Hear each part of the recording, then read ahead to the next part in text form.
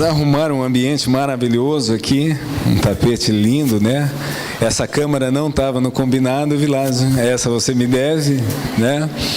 Mas eu gostaria realmente que quem está desajeitado pudesse novamente, foi ajeitado, fique à vontade, se quiser mudar de lugar e fique de frente, que brevemente eu possa contar um pouquinho do meu relato, da minha história. Grande parte dela já foi falada através da vida de outras pessoas. Em 2008, em 28 de novembro, eu chego para um jantar dessa Associação de Homens de Negócio do Evangelho Pleno.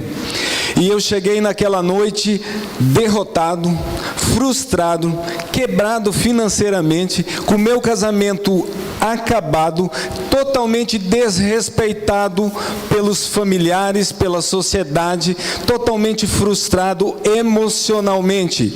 Talvez você não chegou assim, espero que não tenha chegado assim, mas essa foi a minha situação que eu cheguei nessa associação. E um detalhe: eu só fui nesse jantar porque a pessoa que me vendeu um convite usou uma estratégia. Ela me deu os convites para mim, para minha esposa, e disse: se você não for, você paga. Se você for, você não paga. E eu pensei, mais um para dever é demais para mim, porque realmente minha situação era terrível em todas as áreas. E eu ouvia ainda Osni, prazer revê-lo, eu ouvia que nada está tão ruim que não possa piorar. Mas eu estou aqui nesta noite para dizer para você que a solução para todas as coisas, para tudo há solução em vida. Eu nasci em 1969, em junho de 69, na cidade de Medianeira, e eu nasci de uma família onde nós não tínhamos problemas.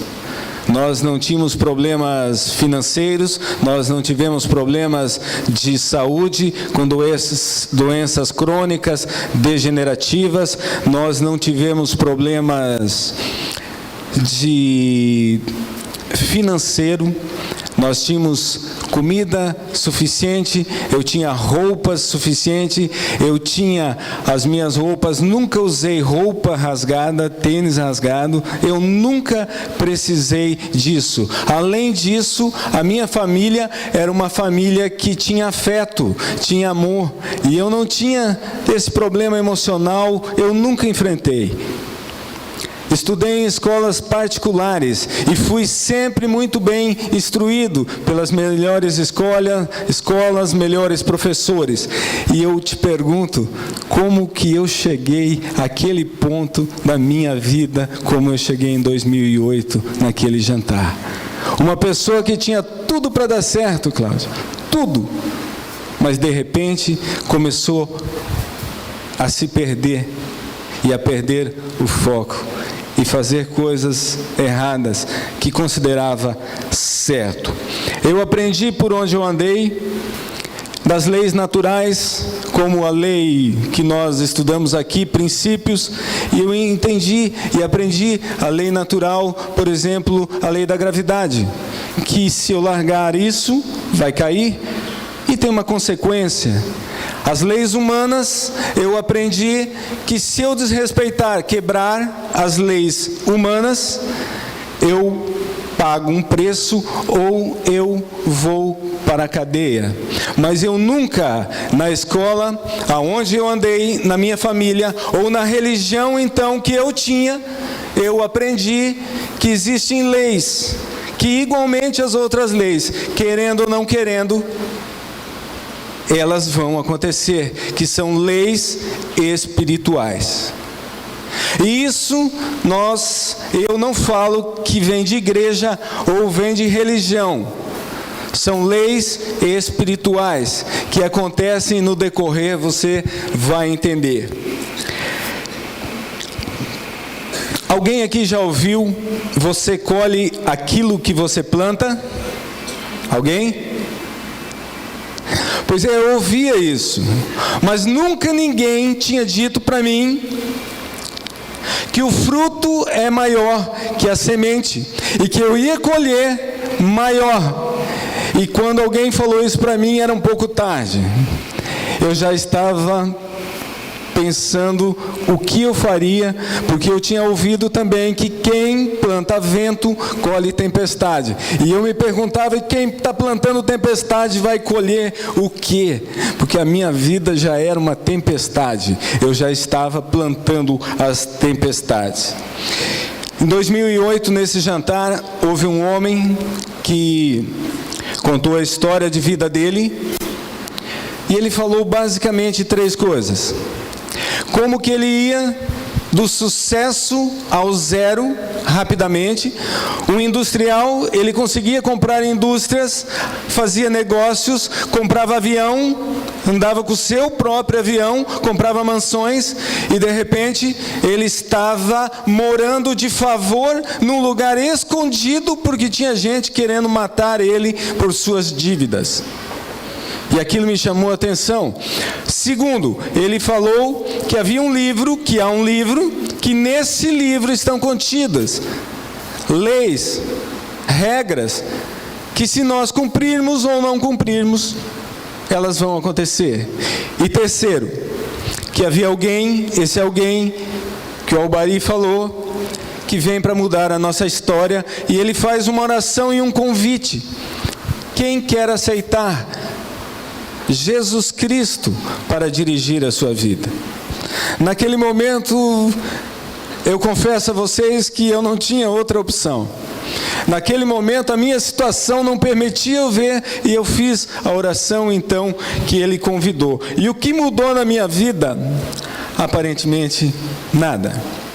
Eu continuei trabalhando, mas dias após essa oração chamada despretensiosa, algumas pessoas, aqui hoje nós não fizemos troca de cartões, mas nós fizemos troca de cartões de cartões comerciais, e apareceu no meu escritório anexo à minha casa algumas pessoas que vieram até mim, e eu falei, bom, naquele dia não me venderam nada, mas ninguém dá nada de graça para ninguém, então depois, hoje eles vieram aqui para me vender, para me oferecer alguma coisa. Se você não pensa assim, bom para você. Eu estava numa situação totalmente desconfiado, e aí eles não ofereciam nada, eles não pediam nada.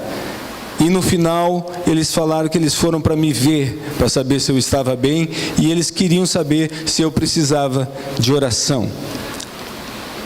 Eu, naquela situação, disse, eu não preciso, mas a minha esposa precisa de oração. Rapaz, eu acho que aqui em Foz as esposas de vocês não têm olhar fulminante, lá em Cascavel tem. Eu não derreti ali na hora porque não era para derreter. E a minha esposa... E eu falei, não, ela precisa, ela tem insônia, não dorme, não me deixa dormir. Então ela precisa de oração sim. Eu naquele estado, o orgulho e a soberba não me permitiam. Mas eles falaram, não tem problema, nós vamos orar. E ele fez 2 perguntas baseadas se ela cria em Jesus Cristo e se ela acreditava que Jesus morreu e ressuscitou a cruz para a remissão do nosso pecado e para a nossa salvação. E ela falou que sim. E ele estendeu a mão e falou, e você está curada, em nome de Jesus.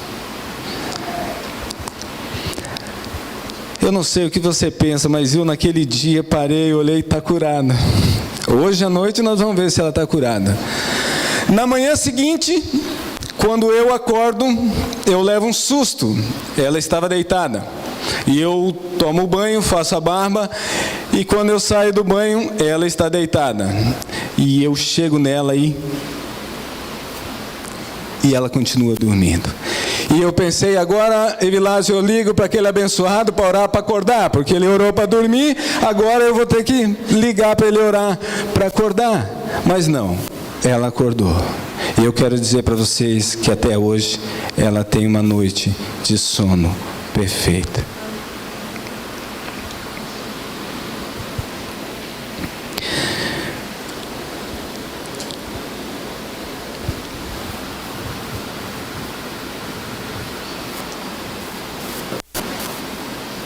Mas todas as vezes que eu encontrava com eles, eles diziam algo que eu não entendia.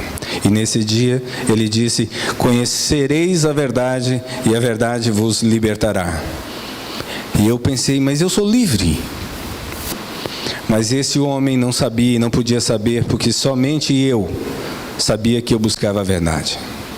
E eu pensei: aonde eu vou encontrar a verdade? O que eu vou fazer na minha vida? No que eu vou acreditar? Porque eu pensei: vou acreditar na ciência, que não tem respostas para as coisas que eu preciso. Eu estou num vazio muito grande, a ciência não responde.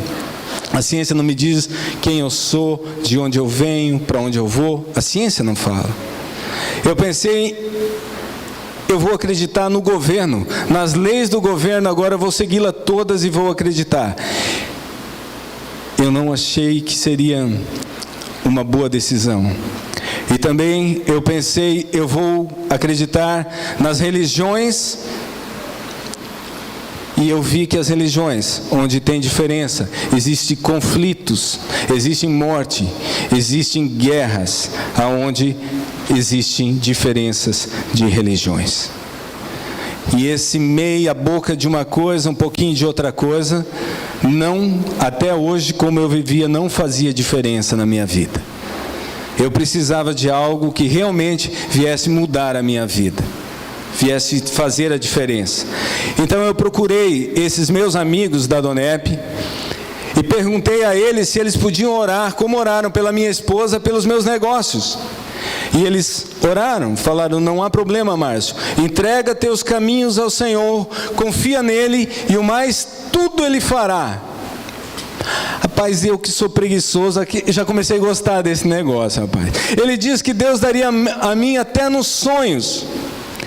E disse ainda que a bênção correria atrás. Eu falei: estou começando a gostar desse negócio, rapaz. Estou começando a gostar. Mas era muito sério, porque a minha situação era difícil. Então, ele orou.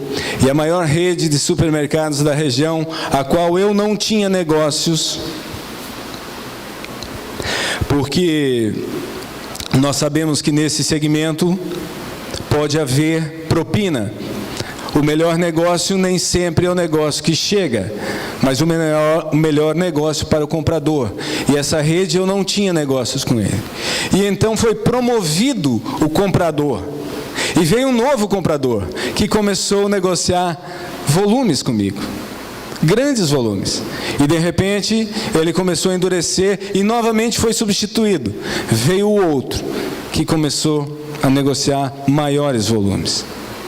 O meu produto começou a ser aceito, a área que eu trabalho em representações comerciais, trabalho com arroz, começou a ser aceito, começou a não ter rejeição, começou a crescer a venda no mercado, inexplicavelmente até então, era a 4ª marca e já estava como primeira marca no mercado. Problemas que aconteciam com frequência com caminhões. Eu lembro que uma vez os caminhões, 2 caminhões parados, e então ele falou para mim, a tarde inteira de estresse, o motorista não queria fazer, a empresa, esse cliente não queria ceder, a fornecedora, a empresa que eu trabalho também não, e então ele falou: às 10 horas da noite, nós vamos orar junto e você vai ler em Efésios, e aí no outro dia nós vamos ver o que acontece.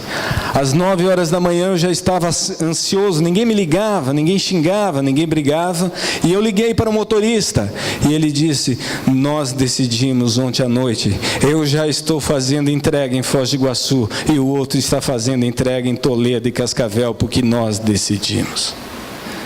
E eu comecei a ver que há algo muito diferente, algo muito além do que eu podia imaginar estava acontecendo na minha vida. E aí a gente vai aprendendo, todas as coisas cooperam para o bem daqueles que amam a Deus. E o Cláudio falou aqui, em 2009, nesse ano eu começo, isso foi em 2008, 2009, eu começo a ter relacionamento. Eu começo a ver esses meus amigos, o relacionamento que eles tinham. Como é que eles tinham? E eu começo então a buscar. E então eu falo: Senhor, levanta um empresário poderoso na minha vida, que venha pagar todas as minhas contas e venha investir em mim. E eu faço uma viagem para o Rio de Janeiro, e eu falei: Senhor, todas as pessoas que me pediram ajuda foram as pessoas que mais tarde me deixaram na mão. Então vamos combinar o seguinte. Olha a pretensão minha, não entendia. Falei: a pessoa que for a pessoa certa, ela vai chegar e vai dizer: Márcio, como eu posso te ajudar? E eu vou para o Rio de Janeiro e um amigo fala: Márcio, o Cláudio está viajando conosco nessa excursão e ele tem um projeto de negócios com a Argentina. E eu conversei com o Cláudio me expôs o projeto e eu esnobei um projeto ruim, o projeto dele.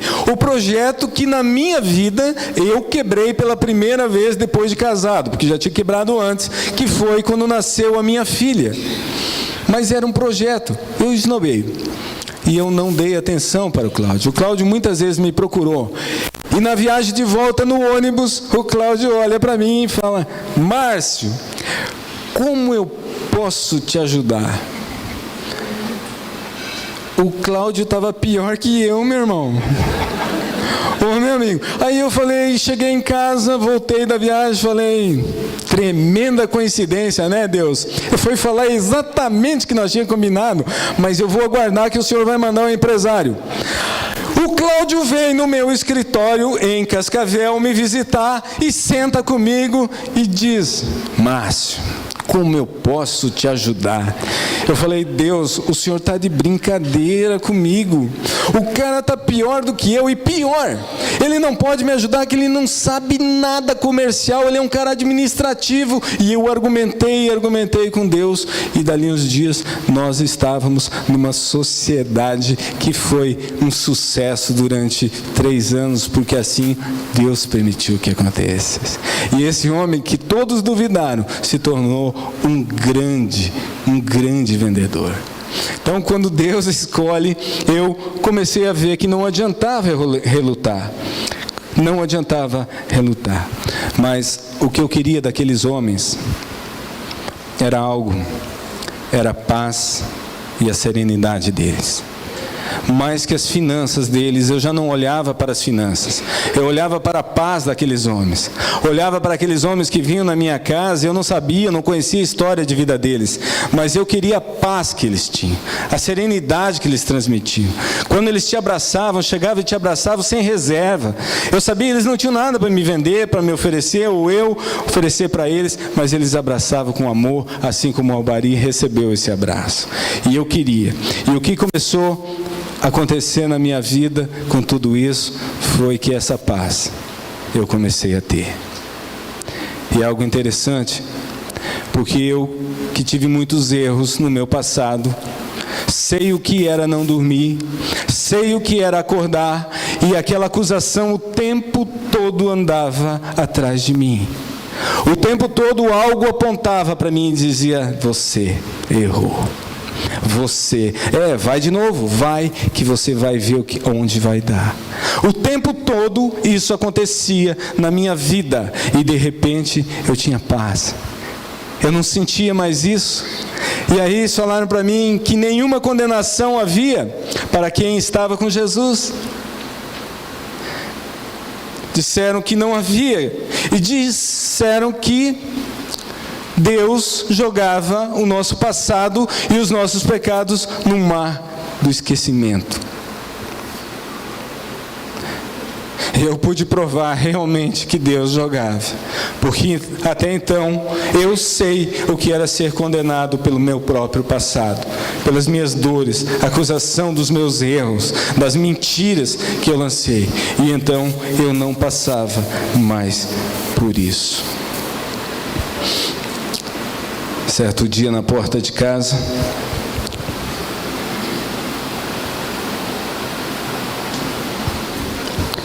para aquele que acha que tem um problema, estava o locatário, estava o agiota e o oficial de justiça, quase que simultaneamente, querendo me despejar o outro querendo tomar o meu bem, o carro.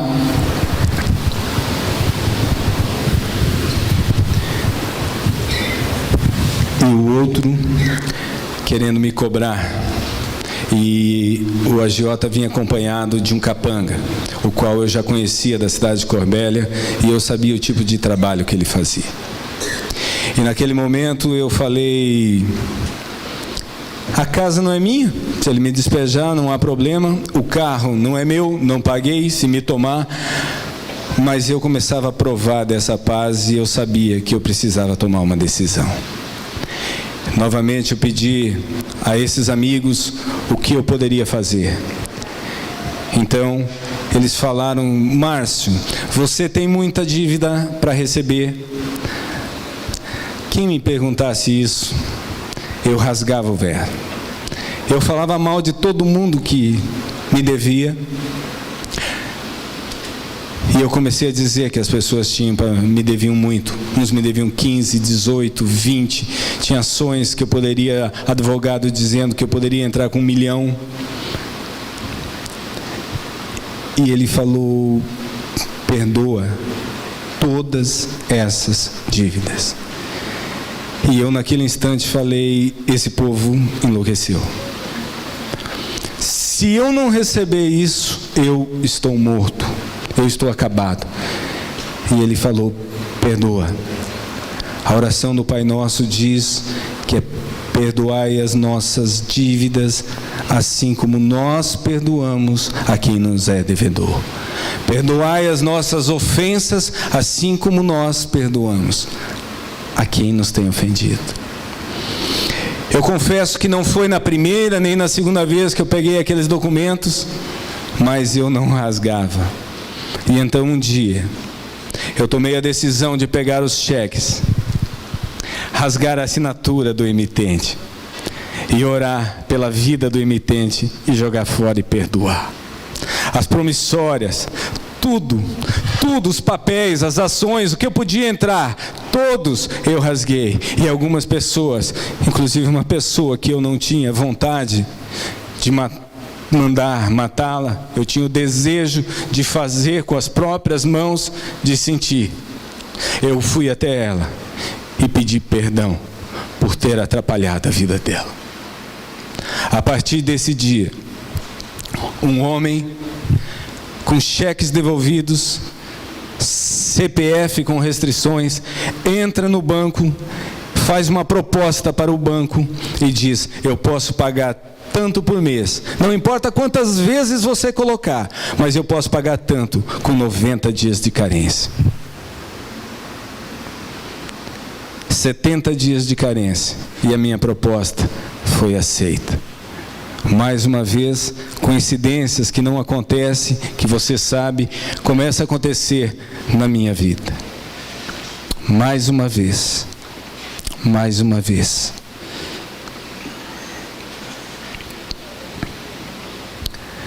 Hoje, nós moramos numa casa própria, nós temos nossa própria casa. Esse agiota, ele pegou um carro nosso pelo valor de mercado, não tabela FIP, valor de mercado. E ainda nos deu troco do que sobrava deste carro. Ao locatário ao qual nós saímos esse ano, nós começamos a pagar em dia o aluguel. Porque o que ficou para trás eu fui pagando em parcelados, e no segundo mês eu já liquidei os 2 meses de atraso com ele. E eu começava a sentir que é algo sobrenatural, que a vida inteira, a minha vida inteira, trabalhava ao contrário. Agora começava a trabalhar em meu favor. Tudo trabalhando em meu favor. Mas há algo muito forte ainda que eu quero falar para você. E uma dessas coisas, dessas leis, é que a morte e a vida estão no poder da língua. A bênção, a maldição estão no poder da sua língua. 15 dias antes de eu casar com a minha esposa, a Dicleia estava grávida, e ela perde o filho. E aí eu vejo a solução. A solução em abandoná-la, em deixá-la, era o dia que eu poderia fazer aquilo que eu pensava, e ela pede para mim, a minha família, quer me levar embora. Você pode se separar de mim, mas case comigo para que eu não vá embora. O nosso casamento acontece. E a vida inteira eu fico com essa carta. Eu fico com essa palavra que ela deixou contra a vida dela. Toda vez que ela me contrariava, toda vez que ela não fazia aquilo que eu considerava certo, eu usava essa palavra: se quiser me deixe, mas eu vou fazer o que eu quero. E me tornei um homem infiel. Me tornei um homem adúltero. E achava que fazia grande coisa. Achava que podia fazer aquilo porque eu tinha direito diante de uma palavra que ela tinha dado.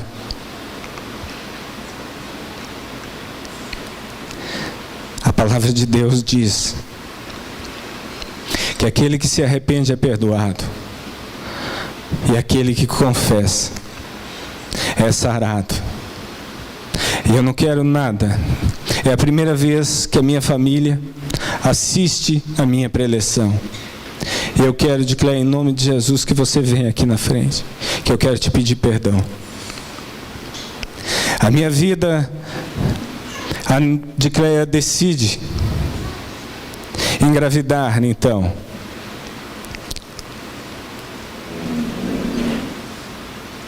Eu quero pedir perdão por toda humilhação,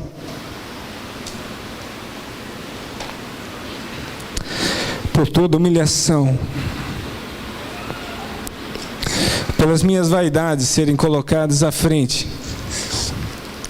da minha família. Eu quero pedir perdão por todo o mal que eu causei na tua vida, pela depressão, pelas dores, pela insônia, por tudo. Eu quero te pedir perdão em nome de Jesus. Mas eu não quero mais, jamais, e nem que você fique com esse peso na tua consciência. E as nossas almas serão saradas em nome de Jesus. Me perdoe.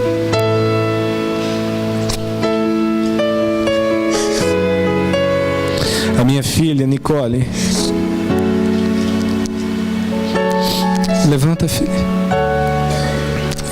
Vem até aqui, filha, por favor.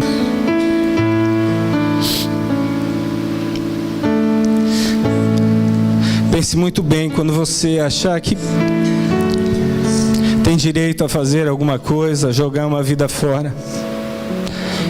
Eu quero que vocês saudem em especial a minha filha, que hoje, 8 de fevereiro, está completando 20 anos de idade.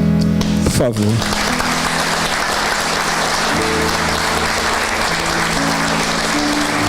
E essa menina foi responsável por frustrar os meus planos de fugir depois do casamento. Que quando ela nasceu, fiquei completamente apaixonado por ela. E quem conhece a minha história sabe que como eu babei. O Márcio depois veio num projeto para recuperar a nossa família. E ele não tem culpa. Ele paga um preço bem caro hoje. Mas ele não tem culpa. Ele não tem culpa. Eu quero pedir perdão para os meus filhos, porque hoje eles erram e falham. Porque eles reproduzem o pai que eles viram. Eles pagam o preço hoje porque eles reproduzem o pai. Mas essa história vai mudar, e o Márcio paga um preço muito caro. Mas essa história, a partir de hoje, nunca mais será a mesma. Nunca mais será a mesma. Eu te amo.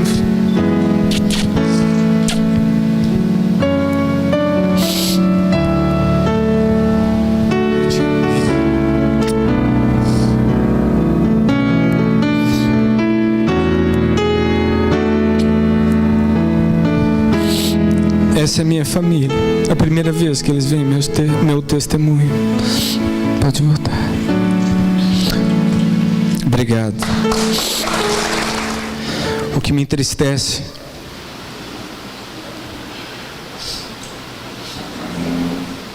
se você quiser deixar o fundo, para mim tudo bem. O que me entristece é que eu escuto de pessoas dizer que é difícil caminhar com Jesus.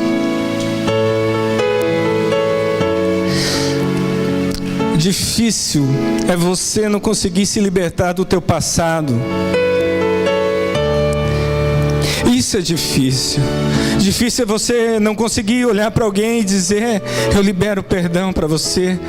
Ou você perguntar, pedir para alguém: me perdoa.